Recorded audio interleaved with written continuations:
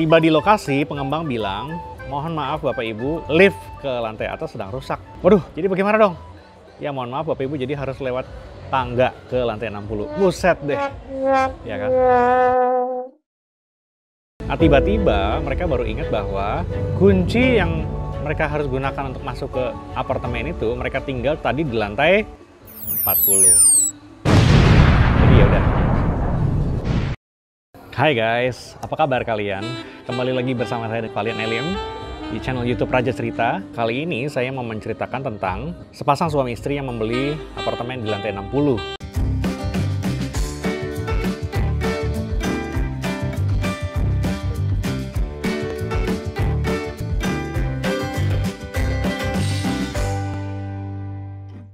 Satu kali ada sepasang suami istri, mereka membeli sebuah apartemen di lantai 60. Nah, sudah terima kunci, sudah selesai apartemen ini, sudah siap untuk dihuni. Mereka siap-siap, mereka bawa bekal, segudang rencana di kepala mereka untuk masuk, untuk pindah ke apartemen itu. Nah, jadi mereka udah sangat senang nih, keluar dari mobil, mereka udah bawa perbekalan, mereka bawa tas, apa segala macam lah mereka bawa. Tiba di lokasi, pengembang bilang, mohon maaf Bapak Ibu, lift ke lantai atas sedang rusak. Waduh, jadi bagaimana dong?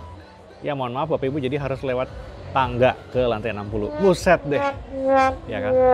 Jadi dengan setengah ngegrundel gitu ya, kebayang dong kita dari lantai dasar ke lantai 60 harus jalan kaki kayak apa sih? Saya pernah tugas di lantai 7 atau lantai 8 aja jalan kaki kayaknya udah ngos-ngosan. Tapi mereka karena saking sukacitanya, mereka menerima apartemen baru, mereka akhirnya jalani aja dengan sukacita di lantai dasar. Jalan pelan-pelan, sepasang suami istri ini jalan gandengan tangan gitu ya, karena mau naik ke apartemen mereka ya kan. Terus sampai di lantai 10, walaupun dengan nafas berat gitu ya, tapi mereka masih bisa naik terus. Nah di lantai 17, udah mulai tuh rasanya, aduh kok ini fasilitasnya begini banget sih, nggak ada liftnya, ada liftnya pun rusak, apa-apaan sih ini apartemen gitu kan. Sampai ke lantai 25, mereka udah mulai saling sikut-sikutan nih, siapa sih yang dulu minta apartemen di lantai 60, kenapa nggak di lantai 17 aja sih? Loh, kan waktu itu kita udah pernah nanya sama pengembangnya, ternyata lantai 17 sudah semuanya penuh. Sampai ke lantai 25, mereka udah mulai ngebrundel, mereka udah mulai sikut-sikutan, tapi mereka jalan terus. Di lantai 30, mereka bilang, aduh ini barang-barang kok banyak banget, hanya berat di tangan nih barang-barang. Jadi barang-barang ditinggalin di sini dulu deh, titip, ya kan? Mereka geletakin aja. Di lantai 40, tas yang mereka bawa pun akhirnya mereka taruh aja. Mereka udah kecapean.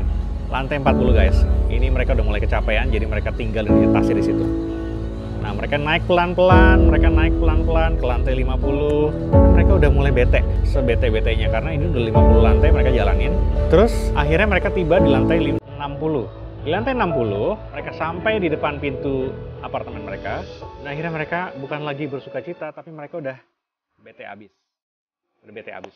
Udah kebayang dong, lantai 60 mereka jalan dari lantai dasar. Nah, tiba-tiba mereka baru ingat bahwa kunci yang mereka harus gunakan untuk masuk ke apartemen itu, mereka tinggal tadi di lantai 40. Jadi ya udah. Itu mereka udah bete abis. Bete abis. Kebayang dong rasanya di lantai 60 dari lantai dasar, terus tiba-tiba mereka harus balik lagi ke lantai 40 untuk ambil kunci, balik lagi ke lantai 60 untuk masuk ke apartemennya. Jadi ceritanya sampai di situ aja sih sebenarnya. Nah, inti dari cerita itu bagaimana? Oke, intinya begini guys. Semua orang senang ketika mau membeli rumah pertama mereka. Apalagi ketika mereka mau dapat pekerjaan pertama mereka. Kebayang dong waktu umur-umur awal, umur-umur 25, kalian dapat kerja atau selesai kuliah terus diterima kerja, itu sangat senang kan, apalagi dapat kerja yang kalian damba-dambakan. Kalau mau sekolah pilot terus dapat kerja jadi pilot, atau kalian misalnya bekerja sebagai insinyur karena sekolahnya di sekolah insinyur. Nah, jadi ada juga orang-orang yang terpaksa harus menerima kerja walaupun bukan bidang pekerjaan yang mereka geluti di pembelajarannya di kuliah gitu ya. Nah, anyhow, ada orang-orang yang terpaksa harus menerima pekerjaan apapun karena memang hanya itu pekerjaan yang tersedia. Walaupun itu mungkin bukan passionnya, walaupun mungkin itu bukan apa yang mereka senangi untuk mereka kerjakan, tapi cuman itu adanya kerjaan. Nah, rupanya kerjaan itu terus mereka gelutin, walaupun mereka ada rasa ngegrundel dalam hati.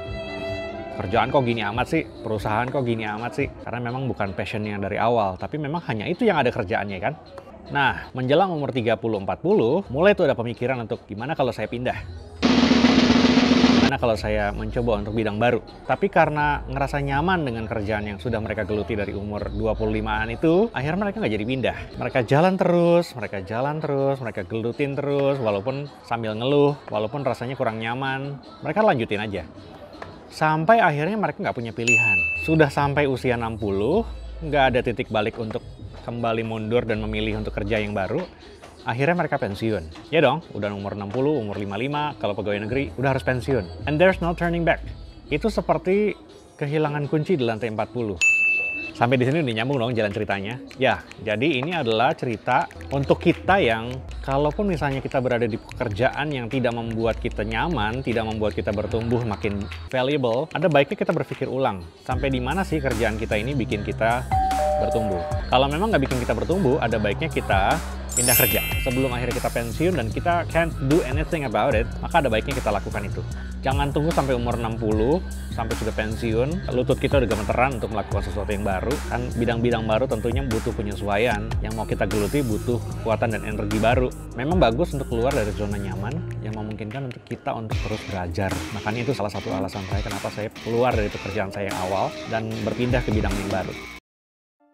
Dari cerita itu kita belajar bahwa ada waktunya untuk kita berpikir tentang apa yang sedang kita kerjakan sekarang. Kalau memang masih membuat kita bertumbuh, membuat kita makin valuable, makin bernilai. Karena bagi saya, pekerjaan itu kalau nggak pelayanan, pelarian. Ada orang-orang yang menyukai pekerjaannya karena memang santai, nggak terlalu banyak mau ditekan, nggak terlalu banyak menghasilkan, dan lebih banyak bikin pergumulan atau keluhan, tapi ya mau bagaimana lagi, enak gitulah lingkungan pekerjaannya. Maksudnya masuk ke zona nyaman. Tapi ada juga bidang-bidang pekerjaan yang memang adalah pelayanan, yang membuat kita harus bertumbuh terus, bergumul terus. Kalau pohon ditanam di tempat yang terlalu subur atau terlalu becek, maka dia akarnya nggak terlalu dalam. Tapi lain hal dengan pohon yang ditanam di tempat yang tandus, kayak kaktus misalnya, itu akarnya sampai kemana-mana. Karena dia harus dipaksa untuk mencari air untuk keberlangsungan hidupnya. Jadi seluruh potensinya bakal keluar untuk membuat dia makin bertumbuh. Jadi itulah tempat yang bukan zona nyaman. Tempat atau pekerjaan yang membuat kita makin bertumbuh, makin harus bergumul, supaya kita ngerti kehendak Tuhan. Jadi ini cerita buat kalian yang sedang merasakan zona nyaman di tempat pekerjaan. Ada waktunya untuk berpikir karena waktu jalan terus, umur jalan terus. Dan kalau sampai umur 60 kita nggak bergerak, jangan nyesal. Karena ada banyak waktu nanti yang akan terbuang dan kita akan bilang sama diri kita sendiri, kok di umur 40 kemarin kita nggak berpaling ya, kenapa kita nggak cari tempat yang baru. Stay tune di channel YouTube Raja Cerita. Until next time, God bless you.